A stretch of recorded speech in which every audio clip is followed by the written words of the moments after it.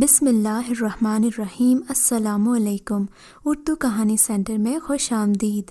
آج کے اس ویڈیو میں آپ کو ایک معصوم لڑکی کے اوپر بیتی دکھ بھری سچی کہانی سنانے چاہ رہی ہوں، لیکن کہانی سنانے سے پہلے نئے آنے والوں سے گزارش ہے کہ اردو کہانی سینٹر کو سبسکرائب کیجیے اور ہماری ویڈیو سب سے پہلے دیکھنے کے لیے بیل آئیکن کو کلک کیجیے۔ چلیے شروع کرتے ہیں کہانی۔ میں نے جیسے ہی اس کمرے کے اندر جھانکا، میرے قدموں تلے سے زمین نکل گئی۔ وہاں جو ہو رہا تھا اس کا ذکر آج تک میں نے صرف کتابوں میں پڑھا تھا، اور آج جانا کہ حقیقت کتنی بے رحم ہوتی ہے۔ مجھے کچھ کرنا تھا، پر میں کیا کر سکتی تھی؟ ہم گاؤں میں بنے کچے گھر میں رہتے تھے۔ ہماری زندگی سادہ سی تھی۔ ہم اپنے گھر اور اس چھوٹی سی دنیا میں بہت خوش تھے۔ ہمارے پاس ایک گھر، کچھ زمین اور 2 بکریاں تھیں۔ ہم سادہ سے لوگ تھے۔ میرا نام مہربانو ہے۔ میری عمر 12 سال تھی۔ میری بہن 6 سال کی تھی۔ میں نے مڈل کلاس پاس کر لی تھی۔ اپنے گاؤں کی سب سے سمجھدار اور بہادر لڑکی مانی جاتی تھی۔ اس کے علاوہ میں سنجیدہ مزاج بھی تھی اور اپنے کام سے کام رکھتی تھی، پر مجھے اپنے آس پاس کے ماحول کی خبر رہتی۔ میں ہر معاملے پر گہری نظر رکھتی۔ میری امی، میری چھوٹی بہن اور ابا، بس اتنا ہی ہمارا خاندان تھا۔ ہمارے پاس جو کچھ تھا ہم اس میں بہت خوش تھے، پر ابا ہمیشہ زیادہ کمانے کے طریقے تلاش کرتا۔ وہ مختلف کاموں کو شروع کرتا، کبھی چھوٹے پیمانے کا کاروبار تو کبھی کسی نئی سبزی کو اگانے کی کوشش، پر ابا کو نہ جانے کون سا بھار تھا کہ جس کام میں بھی ہاتھ ڈالتا اسے نقصان ہی ہوتا۔ امی ہمیشہ ابا کو سمجھاتی کہ جو ہے جتنا ہے اسی میں خوش رہنا سیکھو، خوابوں کے پیچھے اتنا مت بھاگو کہ تمہاری حقیقت ہی پیچھے رہ جائے۔ بہتر سے بہترین کی تلاش، زیادہ کی طلب انسان کو برباد کرتی ہے۔ میرا سارا زیور تو نے بیچ ڈالا، بیلوں کا جوڑا بھی گنوا دیا۔ اب لے دے کر یہ گھر اور زمین بچی ہے، اس کو بھی بیچ دے گا؟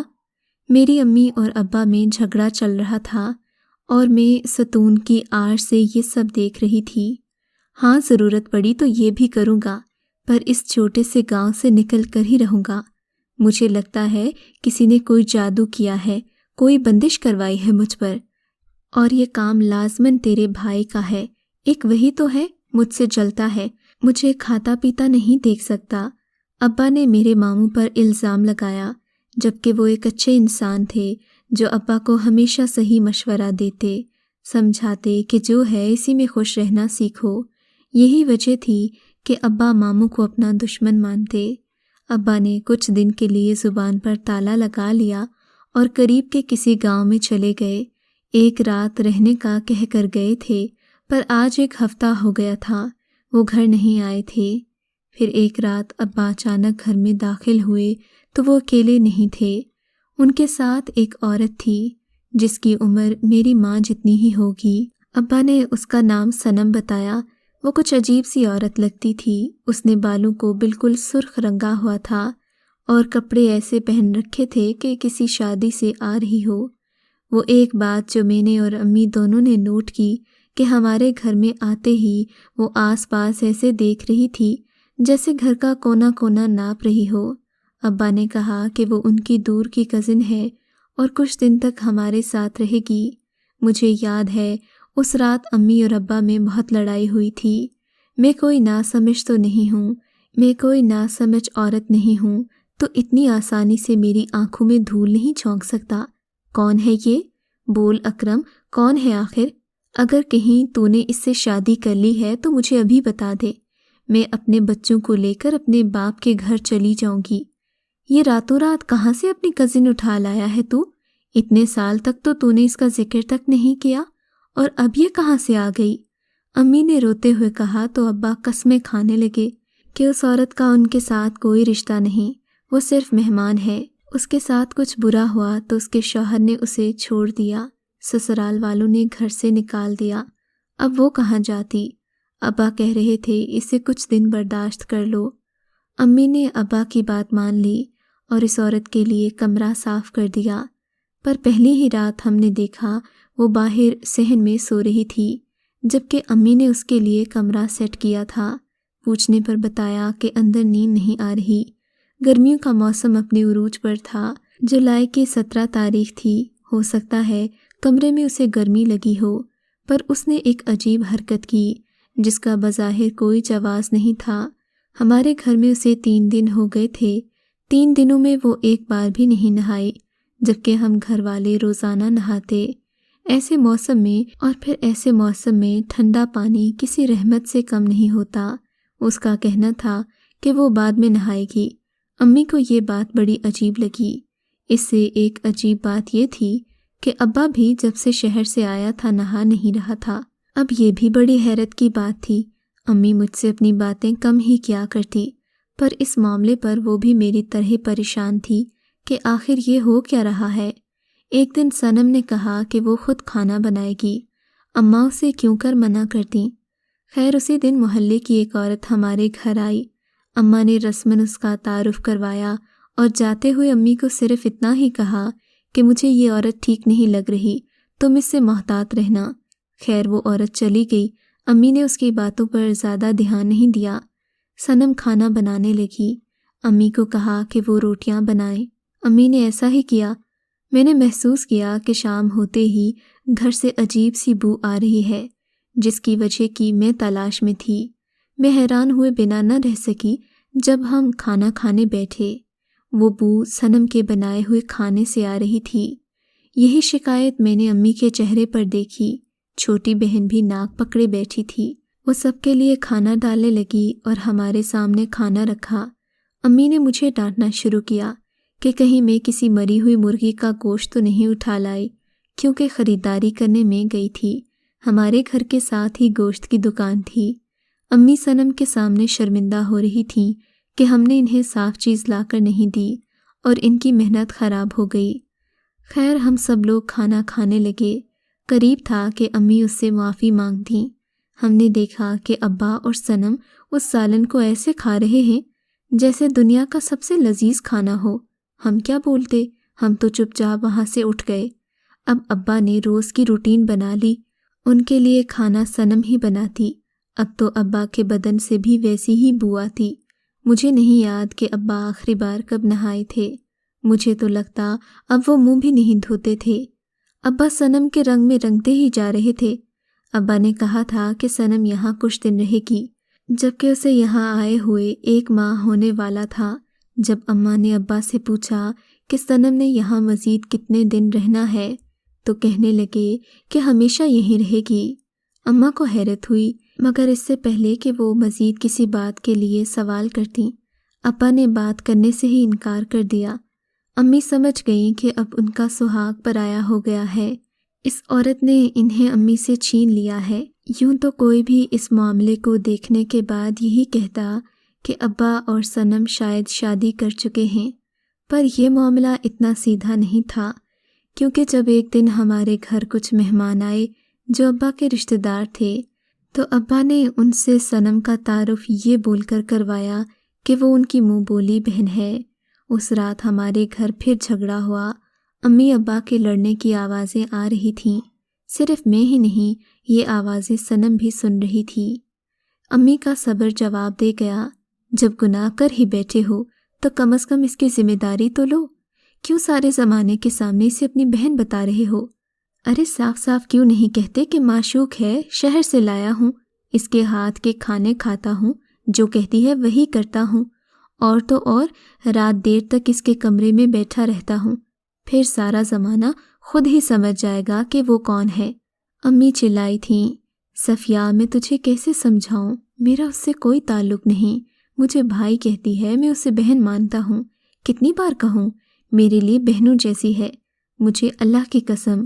ابا نے صفائی پیش کی، مگر اماں کوئی بات نہیں سن رہی تھیں۔ اماں نے ابا سے کھڑے کھڑے طلاق مانگ لی۔ ابا نے یہ سنتے ہی امی کو ایک تھپڑ مارا۔ شاید امی کی زبان سے طلاق کا ذکر سننا انہیں بہت ہی ناگوار گزرا تھا، پر وہ غلطی پر تھے تو پھر یہ غصہ کیسا؟ امی وہاں سے روتے ہوئے نکلیں اور اپنے کمرے میں جا کر دروازہ بند کر لیا۔ مجھ سے ماں کی ایسی حالت دیکھی نہیں جا رہی تھی۔ ابا سے سوال کرنے جا رہی تھی کہ آخر وہ ہم سے کیا چاہتے ہیں، کیوں اس گھر کے دشمن بنے بیٹھے ہیں؟ پر شاید صنم بھی ان کے ساتھ تھی۔ میں ان کی باتیں سن کر دروازے کے پاس رک گئی۔ مجھے لگتا ہے وہ مجھے چھوڑ کر آج چلی جائے گی، بچوں کو بھی ساتھ لے جائے گی۔ میری بیوی ذمہ داروں کی بیٹی ہے اور وہ لوگ کوئی عام نہیں ہیں۔ ایک بار یہ بات ان کے کانوں تک جا پہنچی تو وہ اسے کبھی میرے گھر بسنے نہیں دیں گے۔ مجھے اس پر ہاتھ نہیں اٹھانا چاہیے تھا۔ میں نے آج تک اس پر ایسی سختی نہیں کی۔ وہی تو میرے دکھ سکھ کی ساتھی ہے، میرے بچوں کی ماں ہے۔ میں آباد ہونے کی خواہش میں کہیں برباد ہی نہ ہو جاؤں۔ ابا پھوٹ پھوٹ کر رو رہے تھے۔ میں بہت حیران تھی۔ ابا کا رویہ بالکل سمجھ میں نہیں آ رہا تھا۔ شاید صنم کو میری موجودگی کا احساس ہو گیا۔ وہ دروازے کی طرف لپکی اور میں فوراً وہاں سے بھاگ گئی۔ مجھے یہ سب نہیں کرنا۔ زمانہ تو یہی کہتا ہے نا کہ یہ غلط ہے۔ کیا پتہ ہم کامیاب نہ ہوں، ہمارے پاس جو کچھ ہے وہ بھی لوٹا بیٹھیں۔ چلو یہ سب کچھ ختم کرتے ہیں، بس بہت ہو گیا جتنا ہونا تھا۔ ہم سمجھ لیں گے کہ یہ کام ہمارے لیے نہیں تھا۔ ابا کی ہمت جواب دے گئی، پاگل مت بنو اکرم، منزل کے اتنے قریب جا کر پلٹنا بے وقوفی نہیں ظلم ہے۔ آج 37 دن ہو گئے ہیں، صرف 3 دن باقی ہیں۔ تم سب مجھ پر چھوڑ دو اور جو میں کہتی ہوں وہی کرو۔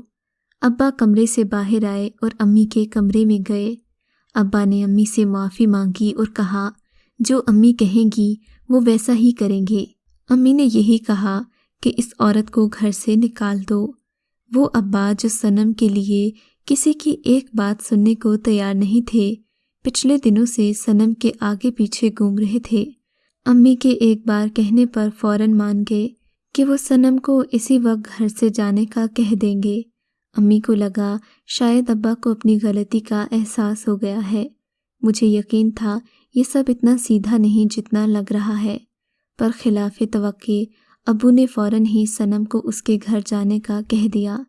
وہ بھی اپنا سامان باندھنے میں لگ گئی۔ امی خوش تھیں کہ سب ٹھیک ہو رہا ہے۔ مجھے یقین نہیں تھا کہ وہ اتنی آسانی سے چلی جائے گی، پر میں خود اسے اسٹیشن چھوڑنے ابا کے ساتھ گئی اور وہ ٹرین میں سوار ہو گئی۔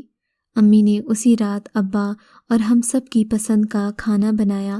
ہم سب نے کافی دن بعد مل کر کھانا کھایا۔ ہم لوگ بہت خوش تھے۔ اگلے 2 دن اسی طرح گزر گئے۔ اگلے دن شام کا وقت تھا۔ میں اپنی چھوٹی بہن کو بلانے گئی۔ ویسے تو وہ خود ہی شام ہوتے گھر آتی تھی، مگر آج نہیں آئی تھی۔ میں اس کی سہیلی کے گھر گئی تو اس نے بتایا کہ وہ تو دوپہر میں ہی گھر چلی گئی تھی۔ میں نے آس پاس دیکھا، اسے تلاش کرنے لگی۔ میں بہت پریشان ہو گئی تھی۔ میں نے گھر آ کر امی کو بتایا، پر امی گھر پر نہیں تھیں۔ شاید بہن کے گم ہو جانے کی خبر انہیں بھی مل گئی تھی، وہ بھی اسے تلاش کرنے نکلی تھیں۔ پر میرے لیے یہ بہت ہی مشکل تھا۔ شام ہو رہی تھی، اندھیرا پھیل رہا تھا۔ میں پھر سے گھر سے باہر جانے لگی تھی کہ میری نظر ابا کے کمرے پر پڑی۔ ان کے کمرے سے روشنی آ رہی تھی۔ وہ روشنی بلب کی نہیں، آگ کی تھی۔ میں آگے بڑھی اور اندر جاتے جاتے رک گئی، کیونکہ ابا اندر اکیلے نہیں تھے۔ میں کھڑکی کی طرف بڑھی۔ جیسے ہی میں نے کمرے کے اندر جھانکا، میرے قدموں تلے سے زمین نکل گئی۔ وہاں جو ہو رہا تھا اس کا ذکر میں نے صرف کتابوں میں پڑھا تھا۔ آج جانا کہ حقیقت کتنی بے رحم ہوتی ہے۔ مجھے کچھ کرنا تھا، پر کیا یہ میں نہیں جانتی تھی۔ وہاں صرف ابا ہی نہیں، میری بہن، امی اور صنم بھی موجود تھی۔ فرق صرف اتنا تھا کہ ابا، امی اور میری بہن سبھی بے ہوش تھے۔ صنم اپنے سامنے آگ کا بڑا سا الاو چلا کر بیٹھی کوئی منتر پڑھ رہی تھی۔ جانے وہ کون سی زبان بول رہی تھی۔ اس کے پاس تیز دھار آلہ بھی تھا۔ اس کی آنکھوں میں وحشت تھی۔ شاید وہ میرے گھر والوں کی بلی دینا چاہتی تھی، مگر میں یہ نہیں ہونے دے سکتی تھی۔ پر میں کر بھی کیا سکتی تھی؟ اگر گاؤں والوں کو یہ سب بتانے جاتی تو وہ میری بات سمجھتے ہی نہیں۔ میں نے ایک لکڑی اٹھائی اور اندر جاتے ہی سیدھا صنم کے سر پر وار کیا۔ وہ میرے پہلے وار سے بے ہوش ہو گئی۔ میں نے اپنے گھر والوں کو جگانا تھا۔ میں ان کی طرف بڑھی، مگر میری بہن کو ہوش نہیں آ رہا تھا۔ امی اور ابا کو ہوش آنے لگا۔ ابا کو ہوش آیا تو وہ ہماری طرف بڑھے، جبکہ ہم ان سے دور ہو گئے۔ میں امی کے ساتھ فوراً وہاں سے نکل گئی۔ میں اپنی بہن کو اٹھا کر سیدھا اسٹیشن گئی اور اپنے نانا کے گاؤں جانے کے لیے ٹرین پکڑی۔ ہم لوگ گاؤں چلے گئے۔ ہمیں گاؤں والوں نے بتایا کہ ابا نے صنم کی جان لے لی ہے اور پولیس انہیں پکڑ کر لے گئی ہے۔ یہ سن کر ہم نے ان سے ملنے جانے کا پلان بنایا۔ ابا ہمارے سامنے کھڑے تھے، ان کا سر شرم سے جھکا ہوا تھا۔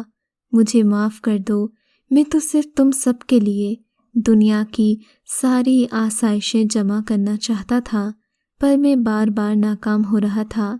یہ عورت مجھے اسٹیشن پر ملی تھی۔ اس نے کہا کہ یہ عامل ہے اور مجھے ایک عمل بتائے گی جو بہت مشکل ہے، لیکن اگر میں نے کر لیا تو قسمت مجھ پر مہربان ہو جائے گی اور میں جو کام شروع کروں گا وہ ہمیشہ کامیاب ہوگا۔ پر اس نے کہا یہ عمل کرنے کے لیے اسے میرے گھر میں رہنا ہوگا۔ جب تک یہ عمل پورا نہیں ہو جاتا میں یہ بات کسی کو نہیں بتا سکتا۔ اس نے کہا تھا 40 دن نہانا نہیں ہے، مردار کھانا ہے، نماز نہیں پڑھنی، مسجد کا رخ نہیں کرنا، غلطی سے بھی کوئی اچھا کام نہیں کرنا، وہ جو کہے گی وہی کرنا ہوگا۔ میں نے سب کچھ کیا، اس کی ہر بات مانی۔ اس نے کہا تھا 40 دن کے بعد وہ ایک عمل کرے گی، اس کے بعد یہ مکمل ہوگا، پر وہ میرے لیے کوئی عمل نہیں کر رہی تھی، وہ تو اپنے لیے کر رہی تھی، ایسا عمل جس میں اسے 3 لوگوں کی بلی دینا ہوگی۔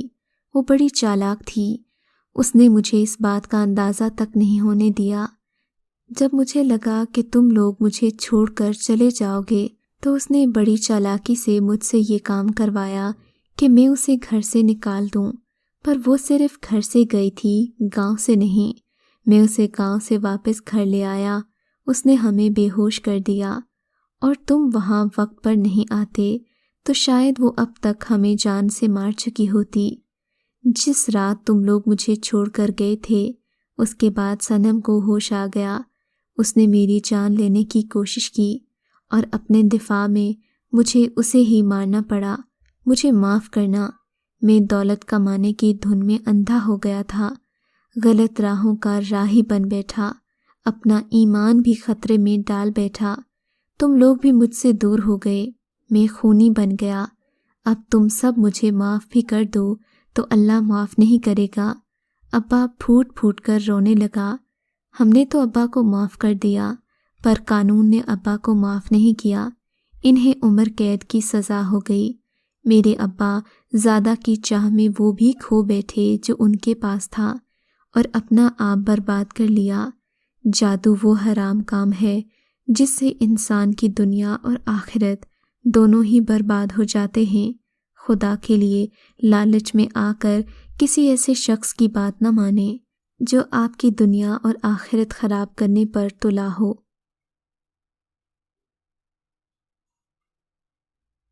اگر آپ کو ہماری کہانی اچھی لگی ہے تو اردو کہانی سینٹر کو سبسکرائب کیجیے اور ہماری ویڈیوز سب سے پہلے دیکھنے کے لیے بیل آئیکن کو ضرور کلک کیجیے، اور ہاں، کامنٹ سیکشن میں اپنی رائے کا اظہار کرنا مت بھولیے گا۔